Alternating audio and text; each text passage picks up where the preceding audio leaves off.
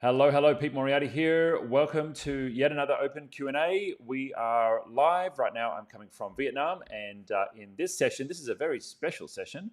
I'm not only going to be answering your pre-submitted questions, which you can do at ask.itgenius.com, but wait, and I'm getting some audio feedback here.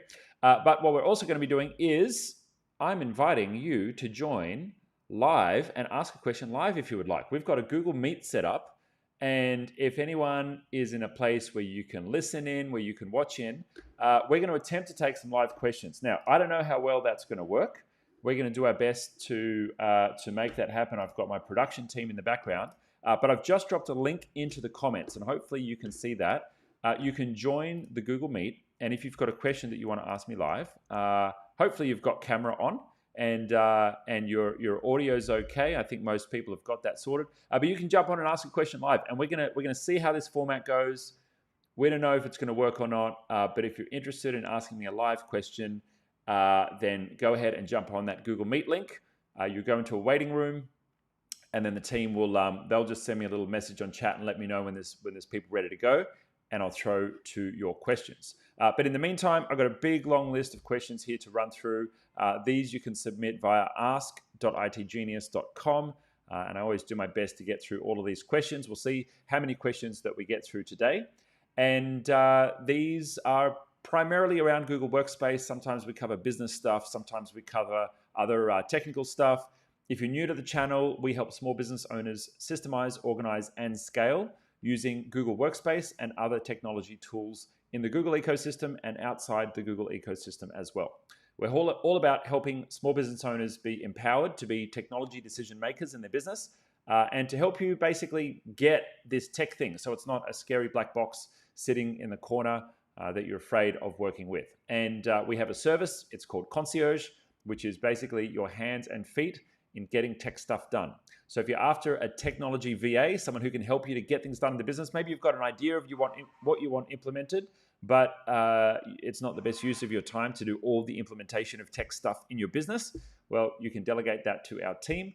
So whether it's cleaning up your Google Drive, building an integration in Zapier to make some automations happen in the business, or maybe you want to choose a new piece of software and you need some help both choosing what's right for your business, but also actually doing the implementation as well. We'll be very happy to help you with that. So go ahead and join. Oh, we've actually got someone who I can see has just joined the meet. So before we go to our questions, let's see if we can get that live caller on. So we've got Mohit, I think. Let's see if we can bring them in. I'm going to switch over to my meet here. And let's see if we can bring that person in, please, team. This is the first time we're trying this, so I don't know if this is going to work or not. Bear with us if we have technical issues. We're going to do our best here. Let's see if we can bring on Mohit. I think we had them in the waiting room. Oh, let's see, viewer. I think I'm waiting on my team to make a contributor, or I don't know. Maybe you need to put your hand up, Mohit. Maybe you need to use the raise hand feature and raise your hand. Let's see if that option works. Fingers crossed, but yeah, we'll have to see. Okay, cool. I'm going to let my team work on that, and we're going to come back.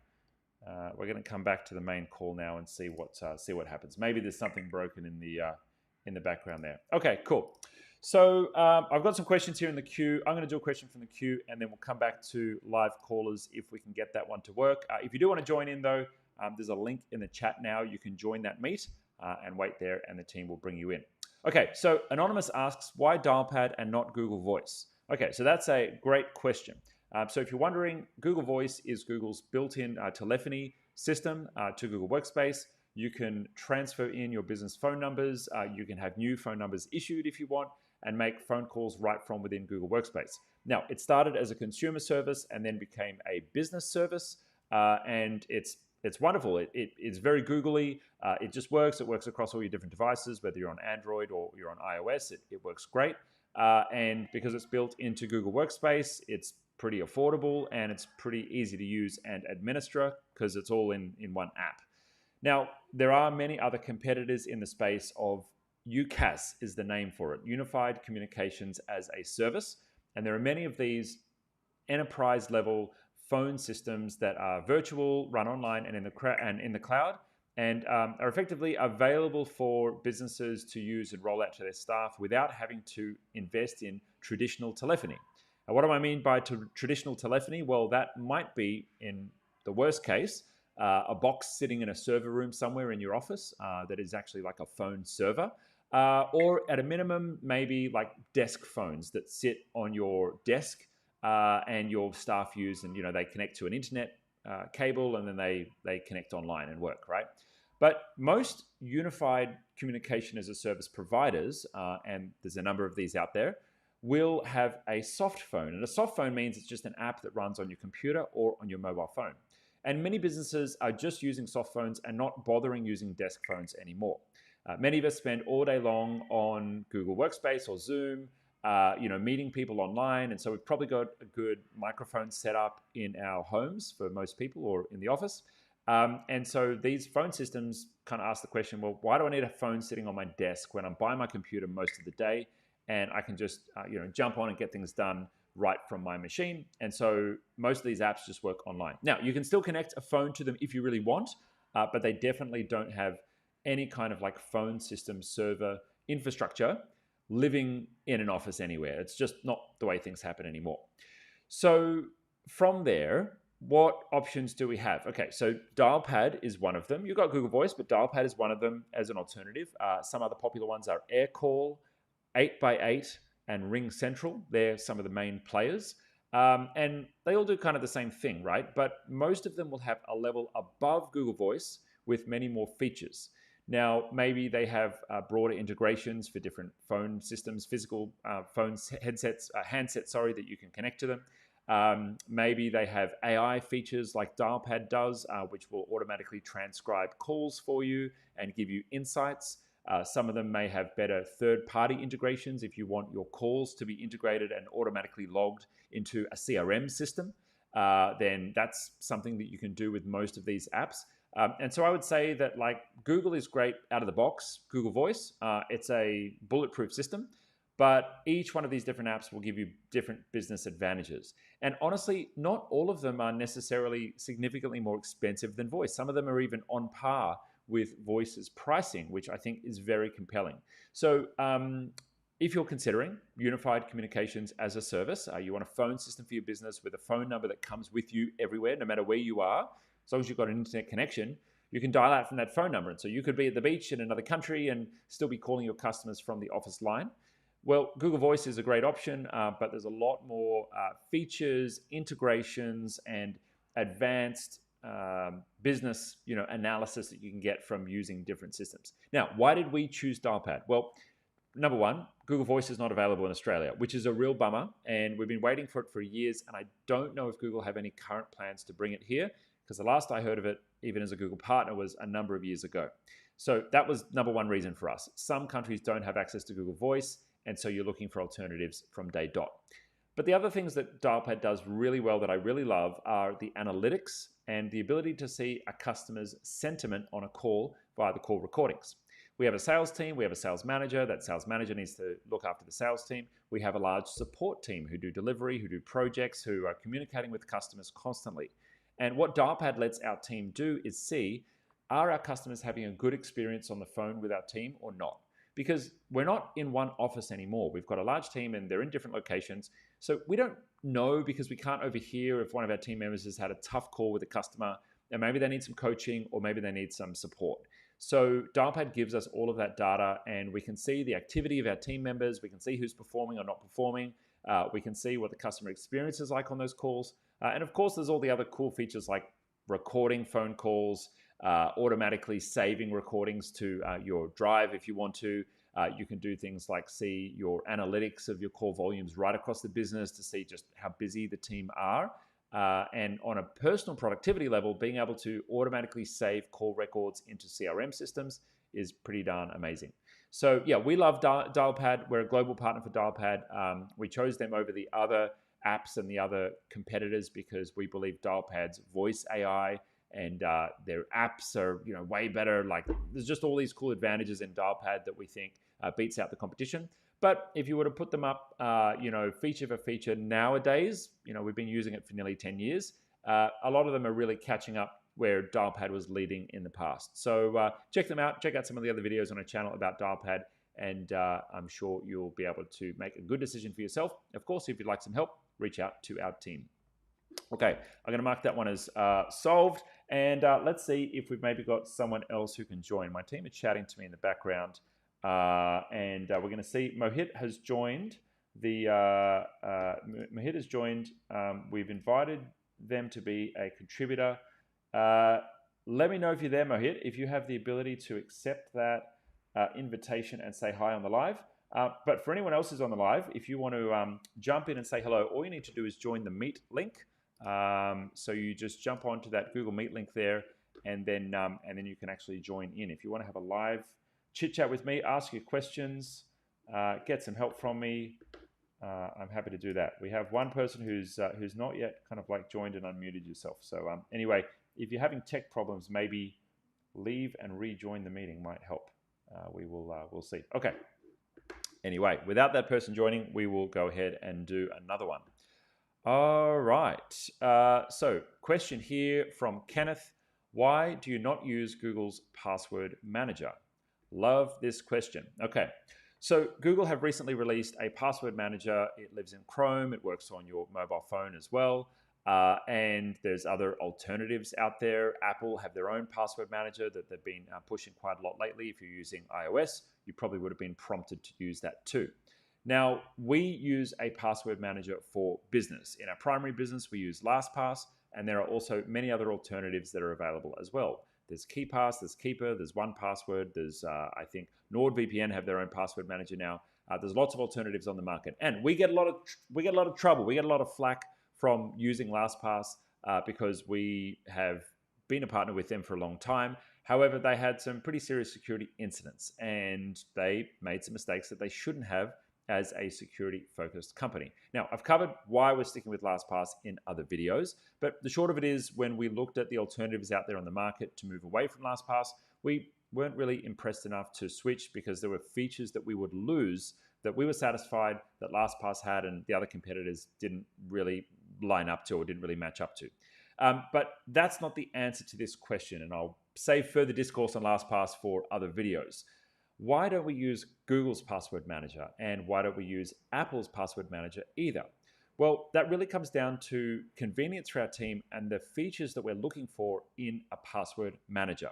Now, a good password manager is going to do a couple of things really, really simply in your business, and it's going to make it easy for you and your team. The most important thing a password manager will do is let you generate a unique password for every application that you use in your business. So we've all, from time to time reused passwords, right? We sign up for Facebook and then we sign up for Google, and we want to remember our password to type in. So we choose a word that we like, and maybe it's our dog's name and then 123, and then it says, oh no, you have to have a character. So we add, an hashtag on the end of it, right? That's one way of doing passwords. But when we have literally hundreds of websites that we access and we reuse the password, well, that makes it very easy for someone to get access to our accounts and to our digital life. The reason for that being one of those sites is compromised, which is kind of inevitable with the number of websites that we access and the number of hackers that are out there exploiting different sites. And once someone has got access to your password in one place, they just need to try that password in all the other places that you've entered it. And eventually, they're probably going to start to get into some of your important accounts. Okay, so if that happens, what do? Well, in Australia, we say you're up shit creek. You're in trouble because someone can take command of your digital life, potentially start to get access to bank accounts, potentially start to get access to business funds, and you can run into some real trouble once someone has control of your identity and your online world.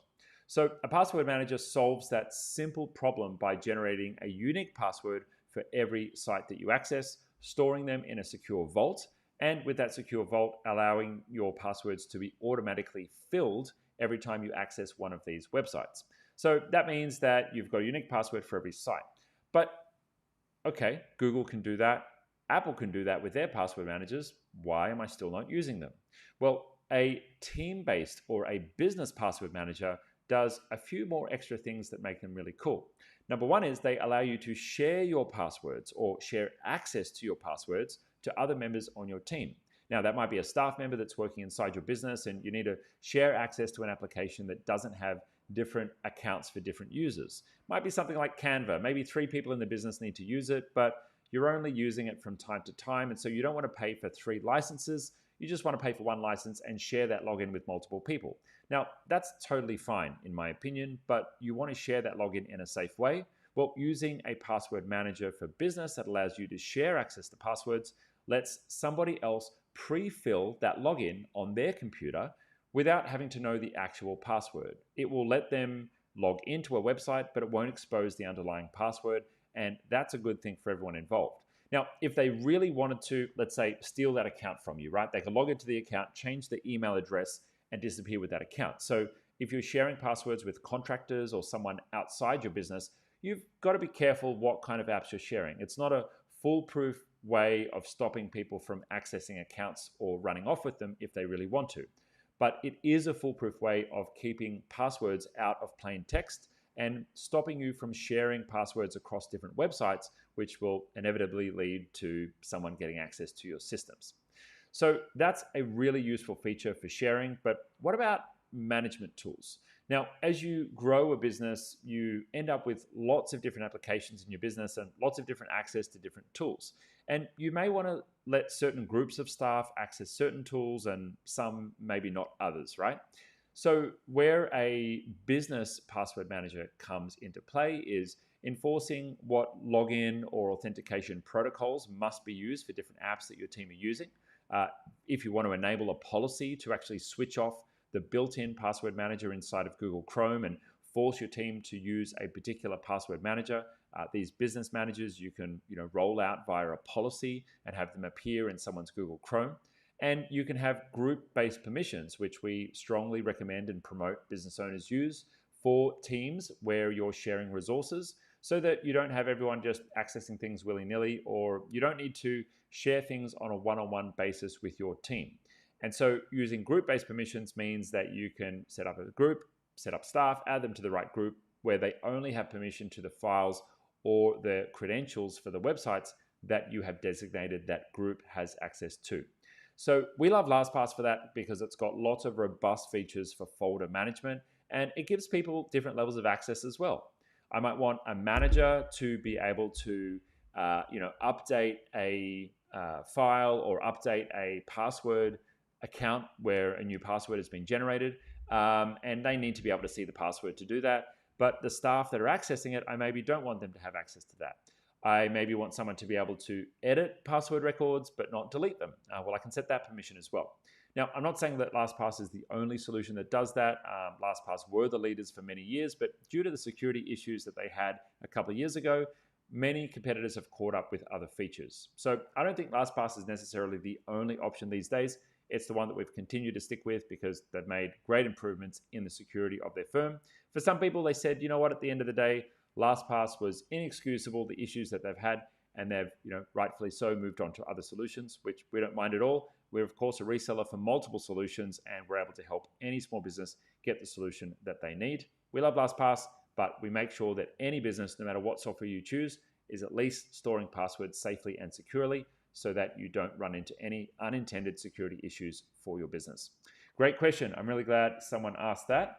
And we don't yet have anyone else who's joined in to the live. So I would love to have someone else join in and join me live. If you want to join, I'm going to go ahead and drop in the link. You just need to jump in and join a Google Meet with us.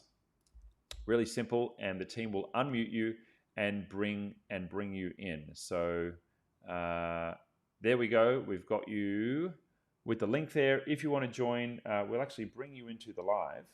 And you can ask me a live question if you'd like. That's if we've got anyone. I know we do have a bunch of people watching the stream. So if you want to come on in, I welcome you to join us. Okay, cool. No one just yet. It looks like I'm going to have to just keep doing pre-recorded questions, which is okay. I don't mind that. All right, cool. We're going to get into our next question. All right, give me one moment. I'm going to grab a little bit of drink of water here.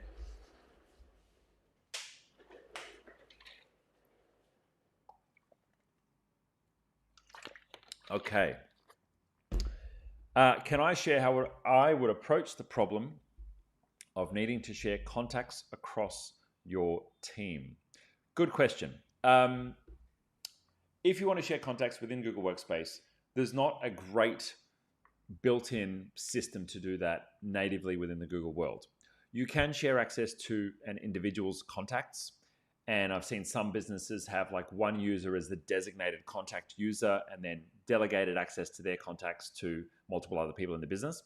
But it's not an amazing system, to be honest. There's some downsides to that. There's some challenges with the coordination of the administration, and it's a bit of a clunky way of doing it.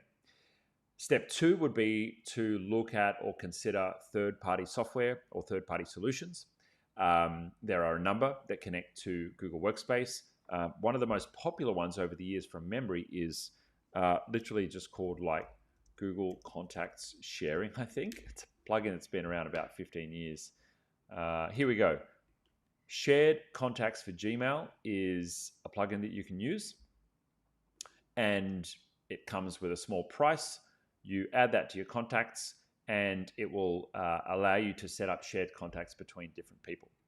And then I would say the third step, or the third level of sophistication, is to use a CRM system of some sort, which takes your contacts from Google and automatically puts them into a shared database. And that would give you some additional features on top, with the ability to save notes, the ability to update contacts in one place and have them automatically be shared right across the team. That will allow you to, if you want to, have integrations which will synchronize the contacts to different applications back and forward. And the CRM that we recommend for most small businesses is Copper CRM. We're a partner with Copper, so we can help you with implementation if you're interested. And we've got many other videos on the channel covering Copper and its advantages and why you should use a CRM. But if you don't have one now, maybe watch one of our videos on how to choose the best CRM, because we've got a process that businesses should go through to choose the right technology for their business. And picking a CRM is pretty important because it becomes your customer database and houses a lot of business data for you. So there you go. You've got 3 options if you want to share contacts with your team. The native sharing, called contact delegation, is okay but not great. If you just literally want to share contacts and you're pretty happy with the rest of the software in your business, check out Shared Contacts for Google. And thirdly, consider third-party software which is synchronizing with everyone's individual contacts in their accounts and bring it into a centralized system like a CRM system is your third option. Did I miss anything? I guess you could use a synchronization tool to like sync everyone in your company to like one central database and then sync it back out to the user accounts. I don't know. That seems messy to me. But if you've got suggestions in that area, drop them down below this video in the comments. Okay, still no one joining me live. Well, that's a bit of a bummer. I think maybe next time we'll give people a bit more notice on the live. I know everyone's busy, or maybe we'll try a different time. Maybe we'll try a different time next time. But that's okay. I'm just going to make it really obvious for anyone who's joined. If you would like to join me live and do an impromptu Q&A and consultation, then just click on that link, join the Google Meet, and my team will bring you into the live. Okay, we've got our incognito viewer has disappeared from the meet. Cool. Okay. Well, hopefully we get someone on, because we do want to test. We do want to test the technology, and we had a great live event this week on fortifying your Google Workspace. If you're interested in that, reach out to our team, and I'm sure they can hook you up with a recording of that live training. But yeah, we did a recording this week of a live training, and we shared all the different ways that you can lock down Google Workspace, get the security right in the admin panel, make sure you and your team are not vulnerable to threats from cyber criminals. And if you're interested in that, just drop us a message on socials, and we can hook you up with the recording of that. You can watch that back. But on that, we had like half an hour of live Q&A afterwards with people that were on the call. So I thought, all right, I'll make myself available. If someone wants to join on one of my lives impromptu and ask you a question, then we'll make that happen. Okay, so I can see there are people watching. If you're watching and you're curious, go ahead and jump on that meet, and I'll bring you in to ask your question.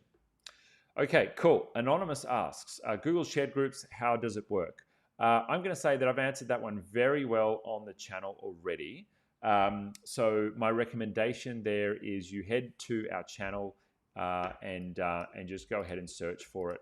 If you search for shared drives on the channel, or even just the word shared, you're going to get lots of guides on managing shared drives, right down to the absolute basics of how they work. So go ahead and check out the channel. You can see we've got lots of videos there.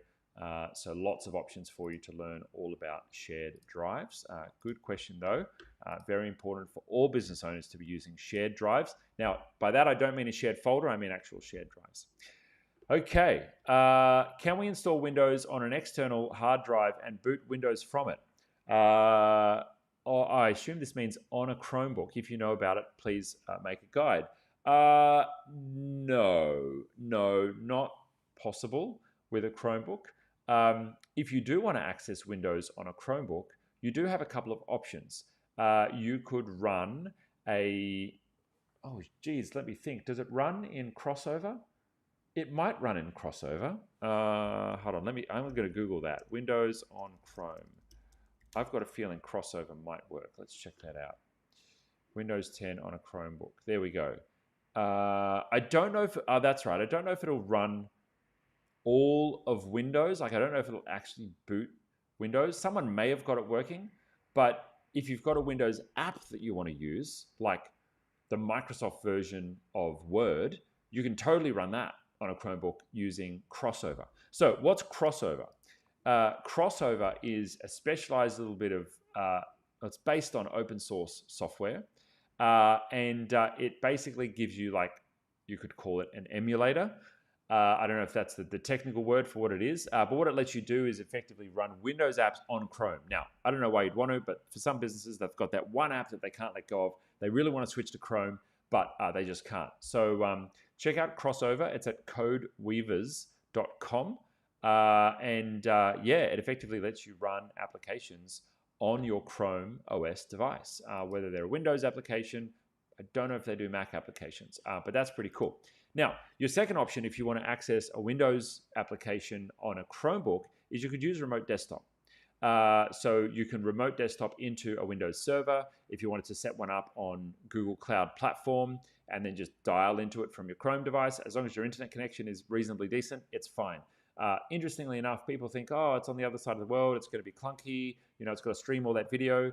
The remote desktop protocol is actually extremely efficient, and many people will use remote desktop to do all of their day-to-day work in many areas of the world.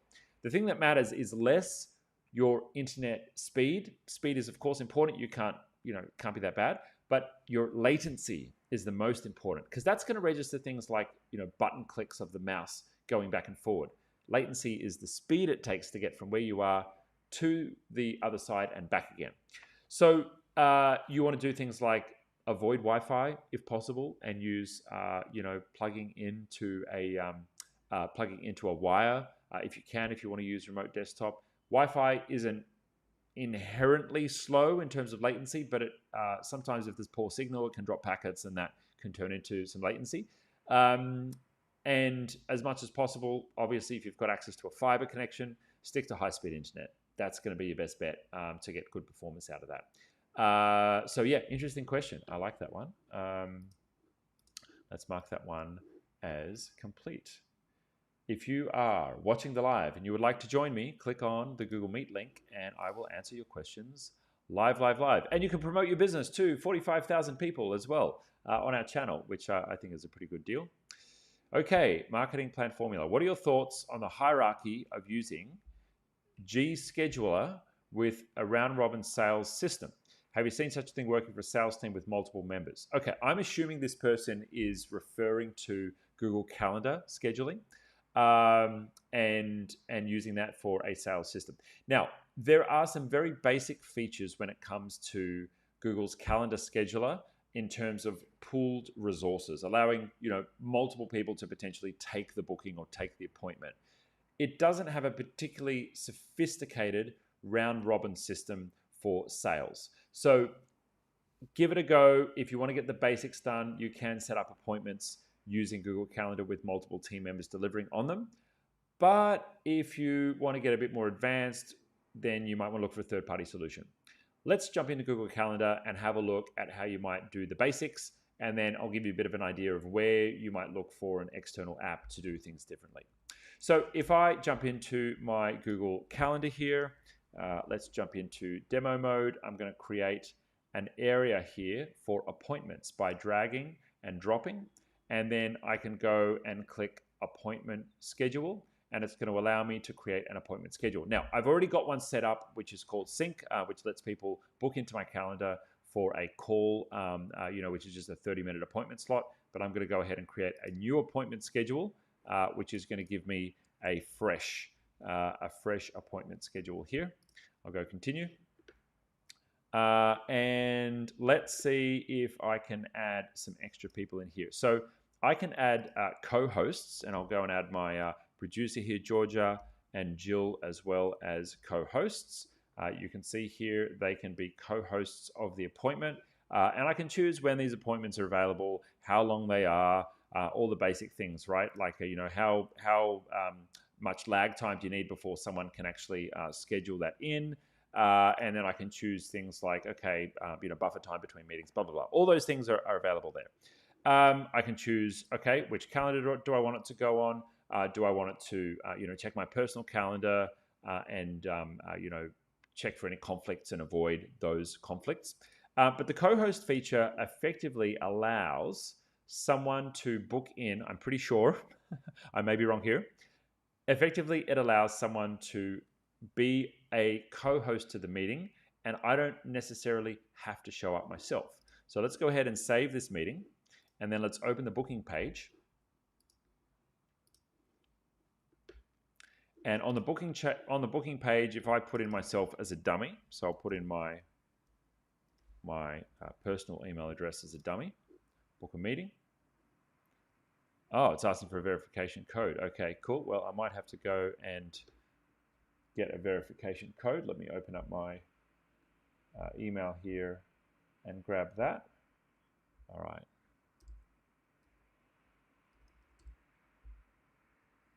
Wonderful. Okay, cool. So I've got a booking confirmed.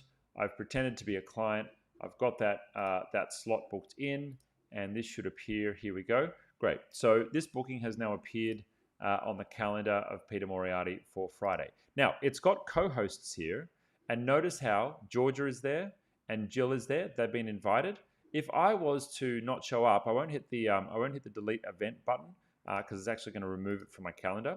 But if I was to just not show up to that meeting, Georgia and Jill could still handle the meeting.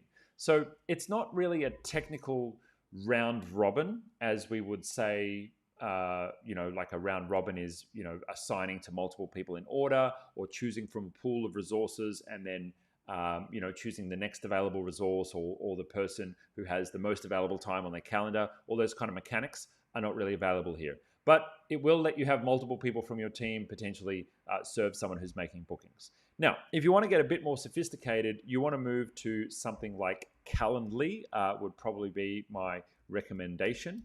Another one which is really well regarded is called Acuity Scheduling. So I'd recommend you consider either one of these. And there are many other options out there available on the market as well. Now, the reason that we went with Calendly was we have two sales teams as they cover different time zones. We have our Asia Pacific team who cover Australia, New Zealand, and all of our customers around Asia as well. And then we have our US-based team who cover the Americas, North, South America, Canada, and everyone in that time zone.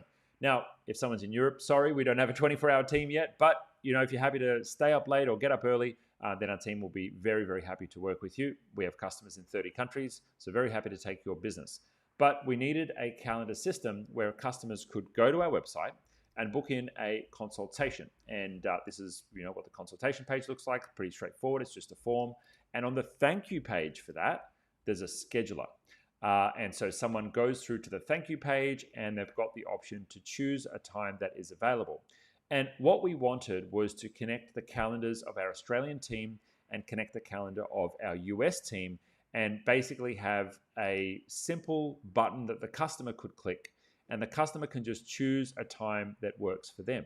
Now you can see here, considering we've got staff in 2 time zones, I happen to be on Vietnam time at the moment, I could choose anywhere from very, very early for me, middle of the night, which would be US business hours when I'm here, right through to afternoon here, which would be late afternoon in Sydney, and anytime here during the day in Australia. And you can see there's even times here available for my very late evening, which is when our East Coast team are coming online in the US time zone. From a customer's perspective, they just see one list of times that are convenient and that are going to work for them based on whatever time zone they're in.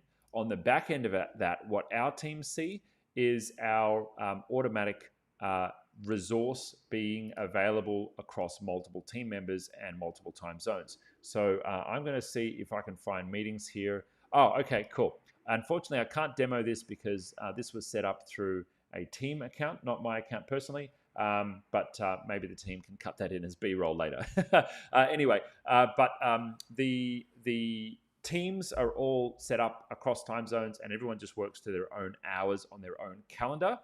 Calendly is like the brain that sits in the middle and exposes those times to different people. Now, you can do things like say, hey, we want these 2 staff members to be the first people that receive the booking preference, and then only after their calendars are full, give it to other people. Or you can do a round robin where it says, okay, give different sales leads to different people in the right order so that everybody gets a fair turn of the sales leads that are coming through. In our case, we said we want to optimize for maximum availability. We want to be as convenient as possible for our customers. So just open everyone's calendars, doesn't matter who it is, and just make as many times as available as possible for our customers, so we can be as convenient as possible when they want to book in. I love this system. Yeah, sure, it's another app that we got to pay for, but very useful for our sales team.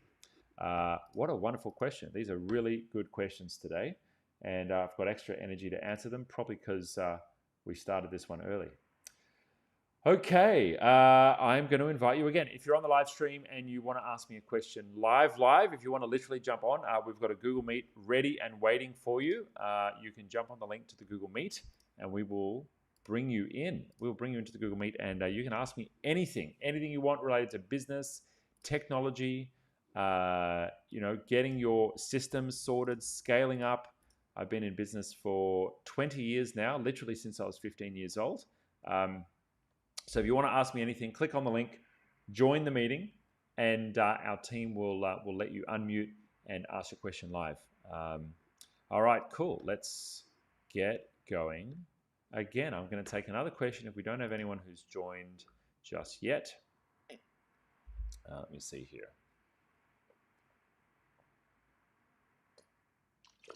Okay, so, oh no, I just marked a question as answered that wasn't answered. Uh-oh. Oh no, I don't know how to bring it back. Okay, that's going to have to be next time. Okay, let me see if I can remember it. The question was, in my shared drive, can I set permission so that only certain people can change the ability to enable link setting? So only certain people can enable link setting on a file. I think the short answer to that is no. Sorry to that person. I think the short answer is no. The only granular controls that we have for shared drives exist in the shared drive settings. So if I right click on our treasury drive here and I go to settings, on the drive level, I can choose whether or not people can access shared files, but the ability to change these shared drive settings is only available to the manager permission. The other thing is you set it for the whole drive in one place. That's it. And so you can't restrict it. Like, you can switch it on and off on the file level. You open a file and you choose whether or not you want to share that file. But yeah, unfortunately you can't. Unfortunately you can't choose on a permission level who can change that setting or not. There are some policies in the admin panel relating to whether or not files can be shared externally, but I'm pretty sure they apply to a whole shared drive. Anyway, that one might be worth sending to my team just to ask them. Email hello@itgenius.com and they'll probably give you an answer for that. But I'm pretty sure it's not available. Good question though. Nice advanced one. Okay, good question. Jamboard is reaching end of life. And in the next few months, you're going to be restricted to only having read-only access to your jams. And eventually, all those old jams will be deleted. Now, Google have some automated things happening in the background, like converting your jams to PDFs. And I don't know, maybe some of them will be put into your Google Drive rather than being deleting outright. But Jamboard is dead, and we've got to move on to the next thing. What do we do?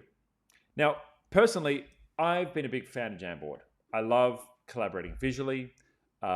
If you see here in my Jamboard account, I have many files that I've created over the years, and it's been really useful for our business as we've grown and scaled, particularly for strategy, particularly for a remotely distributed team.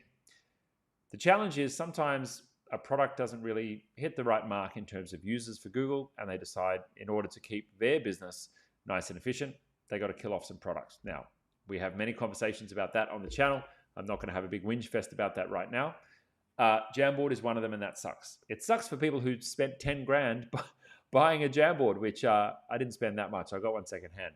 But they were awesome digital whiteboards that lived in your office and allowed you to collaborate with these files live. Now, okay, that's changed now, no longer there anymore. What do we do? Google have given us some options to export our jams, and I'll show you what the help article looks like with the options on where to send them. Now, there's 3 applications that have been made available with integrations that will let you transfer and convert them. There's FigJam, there's Lucid, and there's Miro. Now, I've used FigJam once or twice. I've used Miro a number of times. I haven't personally used Lucid, and I think either one of these tools is probably going to work well for you. And like we recommend on the channel, if you want to choose one of them effectively, you use our process for choosing technology. You open up a spreadsheet and you put down the pros and the cons and the features that you're looking for, and you start to rate and give these guys, a rigorous checking with your criteria to make sure that based on your criteria, you're picking the right software. You would also do a demo and test them and see how they feel, see how you like them, do a few practice things. And yeah, sure, that takes time. It's a little bit annoying to have to do it, but that's the most thorough way of choosing software that is going to last you the time. I would also look at these apps and look at, well, what are the user numbers for them? Is the company growing? Are they raising capital and doing well? Because if a business continues to grow, they're probably still going to be around as a product in another 5 years. We don't want to put all of our files into an app and then have it disappear in 5 years' time. And for the most part, Google are pretty trustworthy with that, but they do kill things from time to time, right? Now, my personal opinion here is the only thing that is missing from this list of compatible apps is Canva. I would really love to use Canva for all of my jams moving forward rather than one of these third-party apps. I don't have a specific use for FigJam or Miro or Lucid right now in the business. We are already using Canva for a lot of our design work, and Canva has a great whiteboarding feature. I would prefer to use Canva, and my pick right now is to use Canva for all of my whiteboarding and designs and live brainstorming because the team already know how to use it. Many of them in many different areas of the business are making use of it. And let me tell you, Canva are going to be in everybody's business in the next decade. They are making great strides at building Canva into a workplace and collaborative suite of tools that not only are going to help you do design tasks, but they're going to start eating the lunch of people like Google with other parts of our business collaboration ecosystem. Now, big thumbs up for Canva. I'm really happy for them, especially since they're founded in my hometown, Sydney. But what do we do with our jams? Well, for me, I'm probably going to have to export them as PDF and move them over manually into Canva because for now, that's the choice I've decided to go with. I might pay for one license for Miro and convert them there just so I've got a better level of conversion that hasn't been cut and pasted or done manually. But apart from that, I'm probably not going to be continuing with any of these 3 apps because I don't have a use for it for other areas of the business. As much as possible, we want to keep our subscription costs down so we don't end up with subscription overwhelm. And the number of apps that you use in your business, you want to keep down as well, just for the ease of rolling out and compatibility and the IT management overhead when you have app after app after app popping up and being used in your business. So I'm going to stick with Canva for my jams. I'm still sad about Google killing Jamboard, but we've got some good alternatives out there to move forward with, which is pretty good. Okay, so I'm getting a message here that we have someone in our waiting room who's ready to ask a live question. I'm super excited because this is the first ever live call that we're going to do. I'm going to ask the team to open up our Meet, and let's bring in our live caller. Who do we have here? I think we've got Elvin. Okay, Elvin, so we're going to give you an invitation to join the live call. Fingers crossed the audio and everything works, but let's bring Elvin in if we can, and see what Elvin has for us question-wise. All right, so Elvin, if you're on the live, the team will have brought you in. And for anyone else who's listening, you can join the live with me. You just need to click onto the meeting link, and you'll go into a waiting room there, and then the team will invite you to be a collaborator. Okay, cool. So we have another person who's not yet accepted. Okay, okay. It seems we got a decline. All right. Well, Elvin, if you'd like to join, we'd love to have you join. We're trying to try something new and technical here, which is to bring people onto the live. If you want to join and ask me a live question, troubleshoot, workshop, work through some consulting on something, you're very welcome to do that and promote your business. So I'm gonna click the button again, make contributor. Maybe they pressed the wrong button. So yeah, you're welcome to come and join into the call and ask a question live. My producers are in the background saying he declined. What do we do? Anyway, fingers crossed. We can get someone on the live today. All right. Anyway, if you're on the call and you'd like to connect with me online on the socials, you can actually go to my personal website. I do post plenty of memes, plenty of shit talk on Instagram. If you want to connect on Facebook as well, we will keep you up to date on what we're up to in the business world. We have a social enterprise that we're building, and you can head along. And we're going to be releasing some more posts about that soon. Also, if you're interested in working with us, if you are based in the Philippines, but that's where we hire most of our team. Every now and again, we hire outside for our global team as well. But you can actually head along to teamgenius.ph. You can subscribe to our channels there if you or someone are interested in working with our team. Check us out. teamgenius.ph. You can follow along there, and we post when we're hiring, as we do in multiple different areas. Okay, so we've got a hand raised from G. We've got Elvin here. Okay, so Elvin, do you want to try and unmute yourself? We've also got Hayden in the waiting room as well. Okay, cool. So Elvin, do you want to try and unmute yourself and join in? I'm hoping this will work. I'm unmuted. Oh, you're unmuted. Okay, cool. But do we have video? I'm not sure. Maybe we need to co-host you to. No, I won't be doing video. You won't be doing video. That's fine. Okay. Well, welcome, Elvin. Sorry. No worries. What's your question? I didn't really have a question initially. I was just watching and got invited a couple of times, and I wasn't really prepared. I'm in the middle of making espresso, but. I actually recently have been watching a lot of the videos and have found them incredibly useful with my clients. I have a number of clients who are doing Microsoft 365, but I also have a few who are in the Google world, and I want to help them to stay there and be effective there. And I'm learning. It's a journey I'm on as well. Learning a lot more about Google Workspace than I thought I would be. Was looking recently at the simple and more detailed version of using Google Groups. I actually made a call to you guys to have a chat with a very friendly person there who was very helpful, ran through the costings and what was available to me. And I think that's something I might consider taking advantage of at some stage. Right now, though, don't have a specific question. I just got invited a couple of times. I didn't want to have nothing go on, so I thought I'd at least participate in that much. Oh, no worries. Thank you. Chat. Thank you so much. Thank you so much for your help. You're an IT consultant, are you?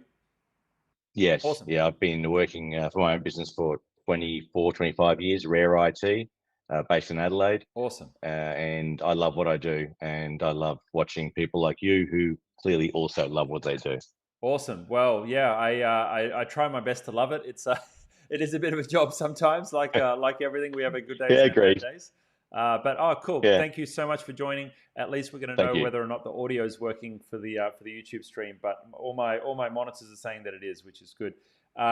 Great. So Thanks very much. Rare IT, Elvin in Adelaide. If you're based in Adelaide and you need some hands-on support, I'm assuming Elvin can help with that. Thank you for joining. Absolutely. Awesome. Thank Cheers. you. And I think we've actually got one more person here. So we're going to go to Hayden, who I think I know personally. So we're going to go to Hayden and invite Hayden to join our call. I think Hayden's been given an invitation, and let's bring Hayden in as our contributor, or is it a co-host? I'm not sure. I'm going to let my team. I'm going to try not to break anything in the Google Meet there. So there we go. Thank you, Elvin. We have our first live caller of the channel. This may become a really big thing. I hope it does.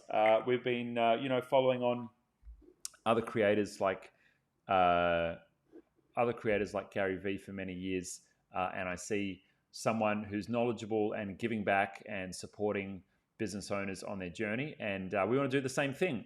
We've got a very niche area of IT that we cover, which is small business Google Workspace, but clearly there's an audience for it. people watch our videos. So we're very happy to share it and and pay it forward and also build our business too. Okay, cool. So no worries, Elvin. Great to have you here. Okay, we're gonna wait. We're gonna wait a little bit more for Hayden. Hopefully we can bring Hayden in. I'm gonna try one more time to bring in Hayden. See what happens. Okay, I think Hayden's been invited. So if you're listening, Hayden, you just need to accept the invitation, and then in the meantime, I might take another question. All right, I'll let my team ping me on chat when Hayden is ready to rock and roll. For anyone else who's on the live stream, fingers crossed the audio worked. I think it looked pretty good there on my monitors. Okay, so I've answered the Jamboard question. Okay, so Thomas asks, what's your process if you own multiple franchises? I saw your video on how to set up the email, but it didn't answer my question. Oh man, I really need a bit more detail to answer this one. Thomas, I would love you to join our next live stream and come on live and ask this question, and let's work it out together.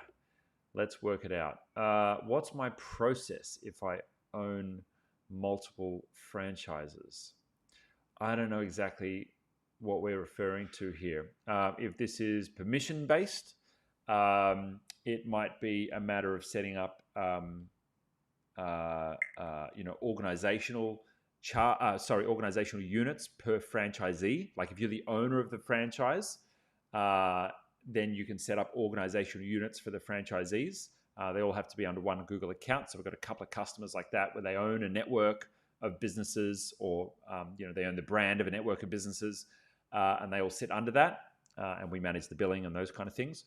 Or if you're a franchisee and you own multiple businesses in a network, maybe they're using Microsoft and you want to use Google, right? Or maybe like you own one McDonald's and you own one Subway. How do you get that to work? What we've had is for some franchisees, they will forward their emails in from different franchises, and they will have all of those emails sitting in one domain that they control and manage. And you know what? It's probably time to draw a pretty picture. So I might open up my Chrome, and let's draw a pretty picture here. So I just need to open it up on my iPad. I was having a bit of trouble seeing the individual document here that I had open previously, but maybe I'll refresh my Canva and I'll have the latest document appear again. Let's open it up here. Nope, it's still not there. Okay, let's go new whiteboard, and then I'm going to have to go and find this whiteboard from my computer. So let's go back to my Canva files here. out this bad boy. Oh, I know why, because I'm logged into my personal account there and my business account on the other screen. Okay, well, that makes things easy, doesn't it, Pete? Okay. So if you are a franchisee or you own multiple franchises, now let's go through why have I got errors? My payment didn't go through. Okay, well, we're gonna have to fix that one later. I'll leave it there. I can't clear it for some reason. Okay, so if you're a franchisee and you've got multiple, we don't have money problems, by the way, guys. itGenius will be around next month. If you're a franchisee and you've got multiple locations or multiple member businesses in a larger franchise, even if they exist across different franchises, you can set up a private Google Workspace account to manage your business and manage the multiple brands and multiple businesses. Now, what that looks like is you will have a central account. Bear with me one moment while I get the color right. Okay, so you'll have one central Google Workspace account, and you're going to choose a domain name for that Workspace account. Now, what we've had in the past, where we've had this experience where a customer of ours owned a number of Anytime Fitness, franchise locations. They set up their name, so it was like bobgroup.com, right? So that was their Google Workspace account, and they had email addresses at Anytime Fitness, in this case, for their staff, right? And they had a whole bunch of those. They had a whole bunch of those at Anytime Fitness email addresses. And they forwarded those email addresses in to individual mailboxes within this bobgroup.com account. Now, we needed a little bit of help for this to work.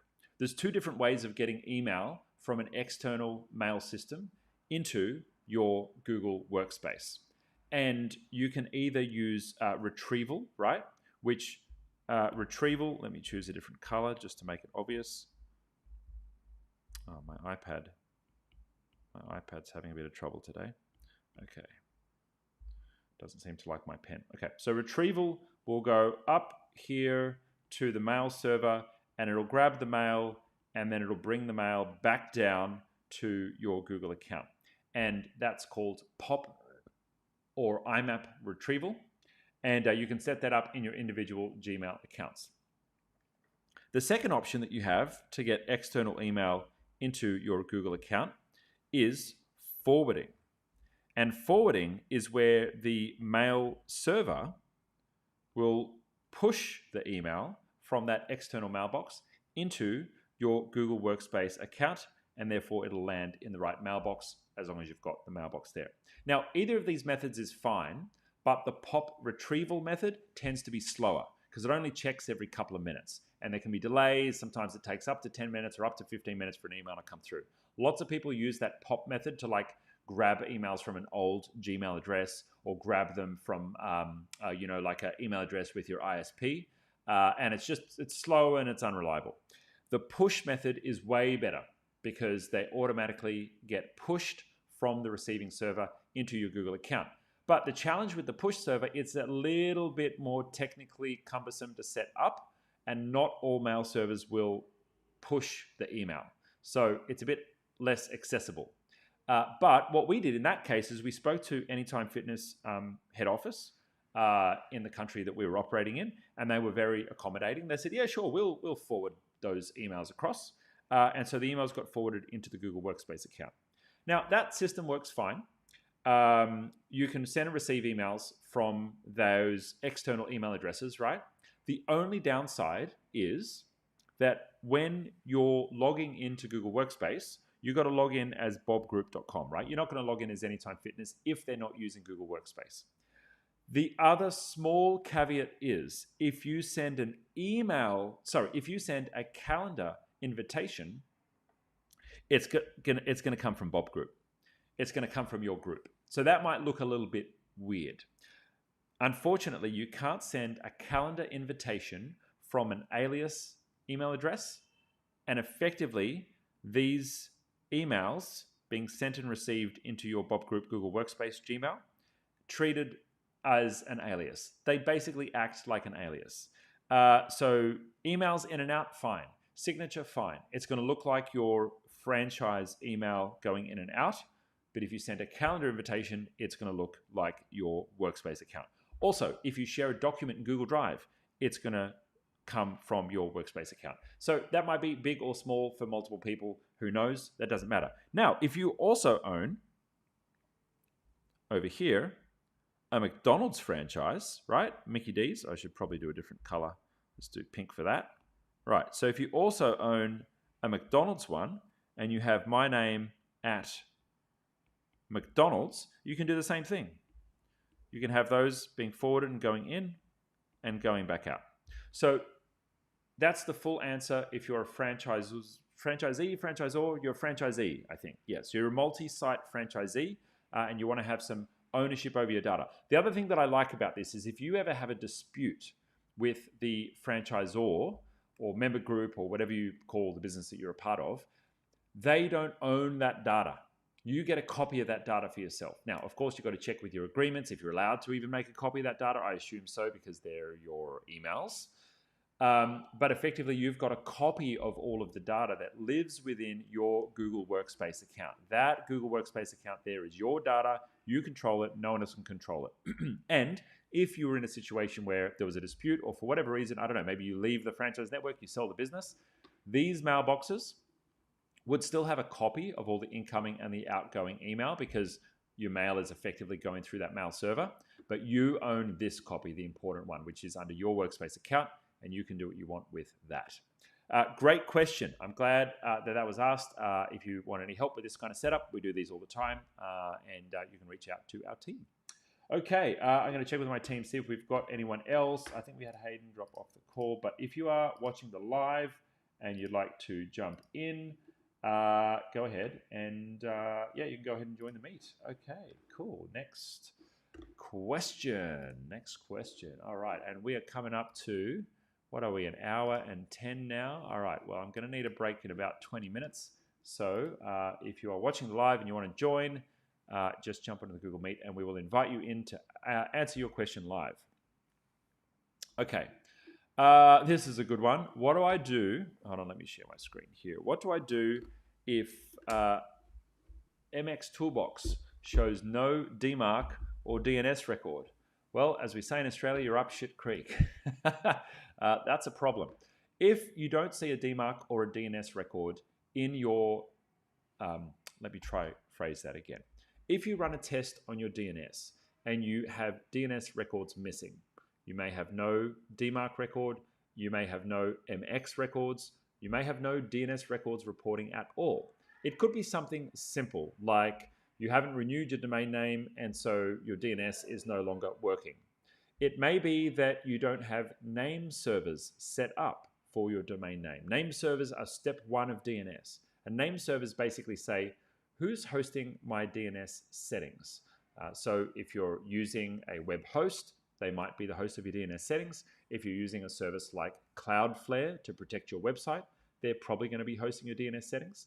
So you want to check your name servers first and see where they're pointing to make sure that you have them there pointing at something.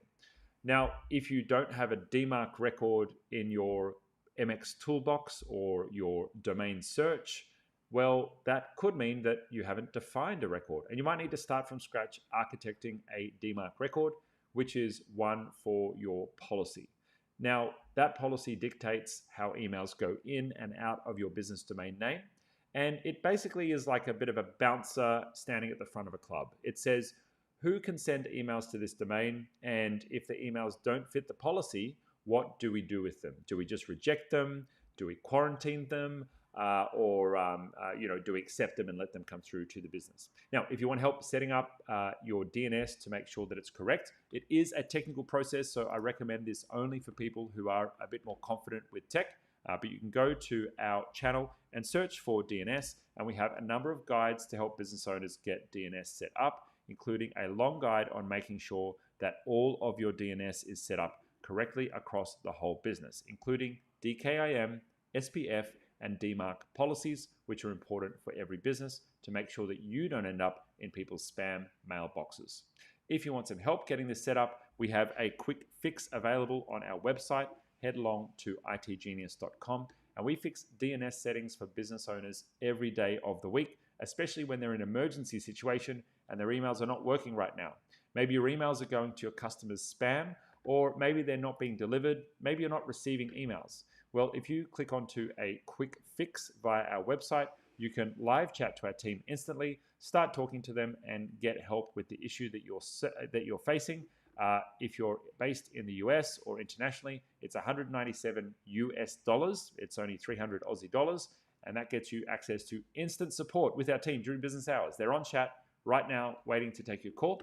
So if you'd like some help from them, go ahead and chat to the team, and they'll be able to test your domain, see what you've got wrong, give you, some pointers if you want to go ahead and fix it yourself, or you can get our professional team to get it done for you. All right, great question. Okie dokie. So what do I do? Oops, I've already answered that one. Okay. Okay. Lokaloff is a weird name. Can they see the list of profiles that I've linked in my personal laptop if one of those profiles is the business account? I have 2 managed Google accounts in my Chrome, and I'm worried since they shouldn't view each other. No, a Google admin can't see into an alternative Chrome profile on your computer, to my knowledge. A Google admin may be able to see history in your business profile if you're signed in with a business account. And so if you click your pretty little face in the top right-hand corner of Chrome, you'll see which account you're signed in with. Anything that happens in this profile may be able to be seen or tracked by itGenius, which is the domain that this is linked to. But if I opened up a second profile, which was a separate domain, not related to itGenius, I don't think, to my knowledge, there's any way that a business would be able to see that. Yeah, that would be pretty not good for privacy. Okay, cool. Next question. How to set up emails for Google Workspace that's operating like an umbrella company. You will have 2 operators overseeing multiple franchises under 2 different brands. Oh, this is maybe the franchise person. You will have 2 operators overseeing multiple franchises under 2 different brands. Do I set up a workspace for each franchisee? It may get too complex with multiple different brands under management. Any advice? Okay, whew. This sounds like, this might need to be appended to the other franchise question that I answered. So, man, I really want to talk to this person if they are different brands. Okay, basically, each time you have a franchise, each brand should have 1 Google Workspace account, because you can't have more than 1 Workspace account if you've got 1 domain name. So 1 domain name, 1 Workspace account. That's pretty much it. If you've got multiple franchisees, like you're selling franchises, then you would create organizational units for each one of those franchises, and they just get issued an email address in your domain name, and they can just access their thing. Now, there's some things you need to set up in the settings to maybe restrict automatic sharing of calendars between everyone, restrict automatic sharing of Google Drive files with the whole company, because your company is a franchise network and multiple people can see that. But if you have multiple franchises that are different brands, then what we're talking about is potentially using different Workspace accounts. And there is some nuance related to that. Now, if you have multiple brands or multiple businesses, the general rule is if you have the same team managing them, you keep them in 1 Google Workspace account. If you have multiple different teams managing them, you would put them in separate accounts. If you have 1 set of directors, you would bring them into 1 account. Multiple domain names, that's fine, 1 account. If you have different shareholders or different directors in 1 of those different brands or businesses, then you would keep them in separate accounts. Now, I say that's the general rule because it's up to you and how you want to do it. You can migrate data in and migrate data out as a business grows and matures, or as circumstances change. If you were to choose to have all of your data in 1 place, and then you have multiple brands in 1 account, and later down the line you sell one of those brands, well, that's when you would pick up the phone to us, ask our team to do a data migration, and we would migrate the data out and move that domain out of your business. That's totally fine to do. It's just a cost that you need to think about when you're maturing the business and potential liquidity event or circumstances change, you're going to have that cost that is going to hit you up. The short-term advantage is you've got everything in one place, and it's more convenient to operate from one account rather than two, because it is quite clunky to work with multiple accounts. Now, option B is that you have separate accounts set up, and there are some cool things that you can do, like whitelisting between the two Google Apps accounts, or Workspace they're now called, and that whitelisting allows you to automatically share resources between them. But there's some downsides there as well. If you create something like a Google chat room and you want to add multiple people to it, you can't automatically add them. You need to send them an invitation. They need to open their email, click on the email to access the room. If you want to lock down certain resources to only be available to people in my company, which there's many different areas in the Google ecosystem that allow you to do that. Well, that wouldn't work for an external business that's operating out of a second Google Workspace account. Things like creating a Google chat room right now, unfortunately, doesn't allow you to change the setting of external users after you've created the room.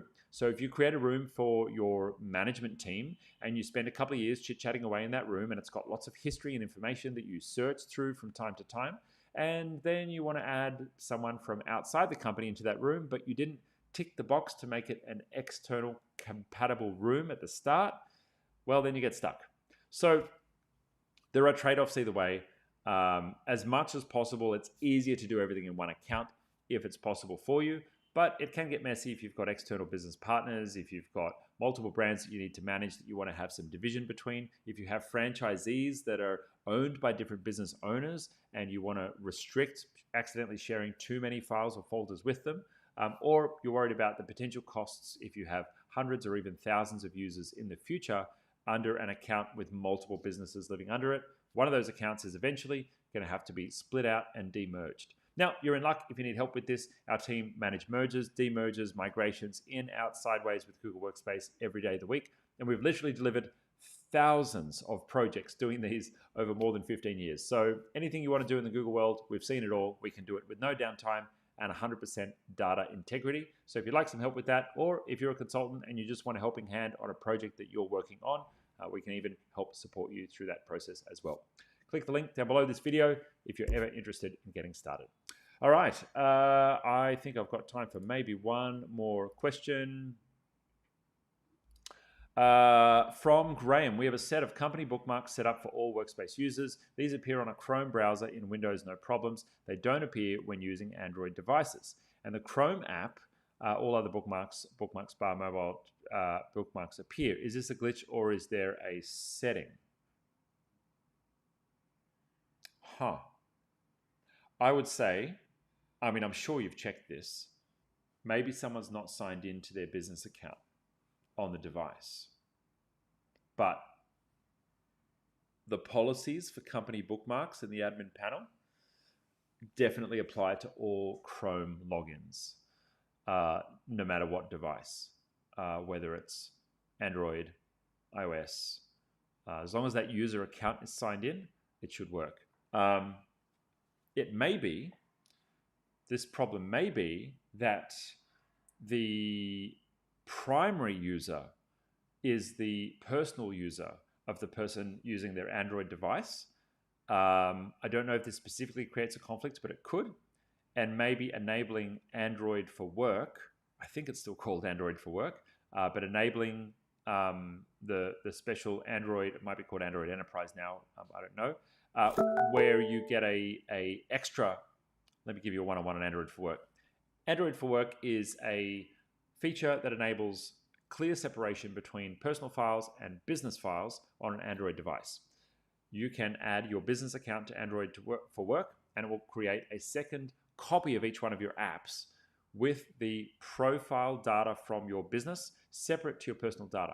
Now, the thing I really love about this on Android is if you have a work chat app and you're chatting away with your team and you go to attach a file or take a photo, it's not going to open your personal photo store on your Android device. It's going to open a special version of Google Photos with just your business photos in there.